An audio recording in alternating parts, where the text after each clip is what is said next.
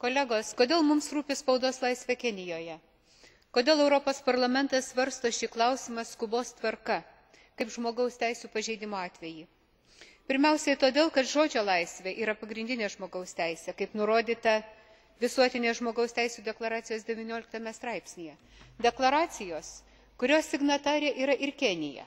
Todėl ji, kaip ir kitos šalys, deklaracijos signatarės, privalo laikytis ne tik jos dvasios, bet ir raidės.